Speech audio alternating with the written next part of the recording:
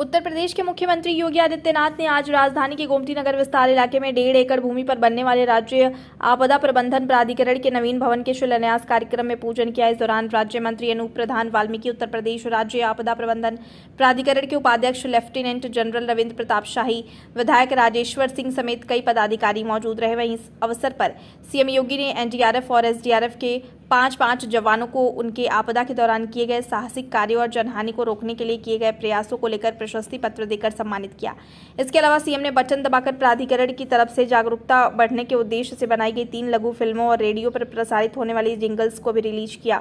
CM योगी ने कहा कि 66 करोड़ 40 लाख रुपए की लागत से बनने वाले इस भवन में आधुनिक तकनीकी के जरिए प्रदेश में आने वाली आपदाओं से होने वाले जनहानि को समाप्त करने की दिशा में कार्य किया जाएगा।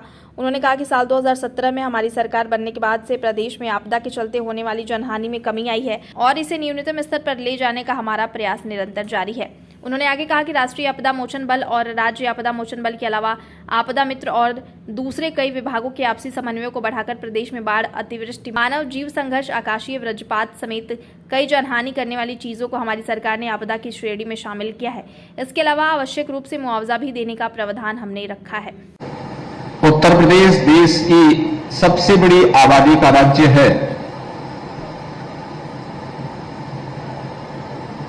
स्वाभाविक रूप से देश के बड़े क्षेत्रफल वाले राज्यों और बड़ी आबादी का राज्य होने के नाते हमारे सामने चुनौती भी उसी प्रकार की है।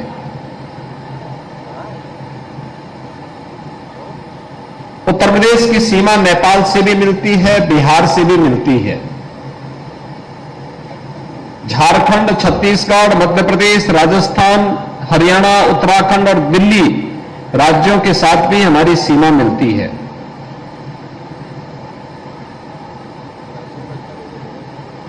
अलग अलग यहां पर सामाजिक और भू सांस्कृतिक विभिन्नता के नाते, भौगोलिक और वहां की स्थानीय जैव विविधता के नाते भी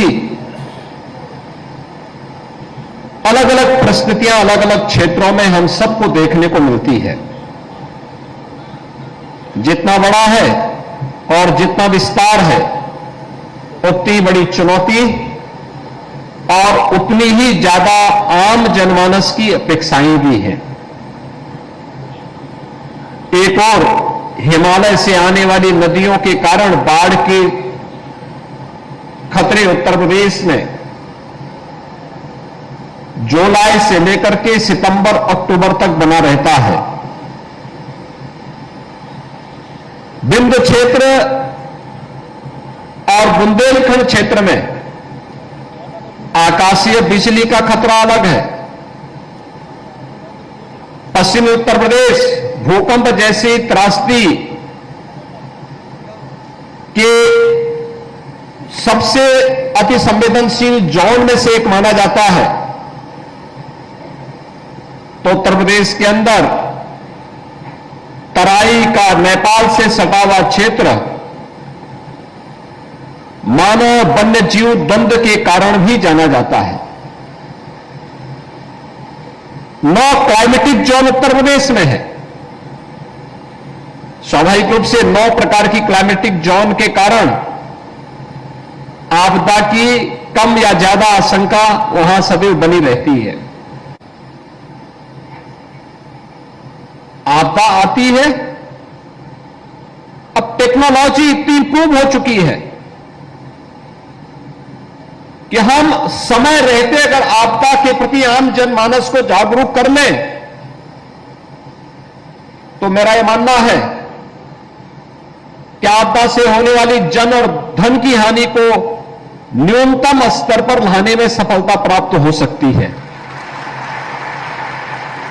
और पिछले 6 वर्ष के अंदर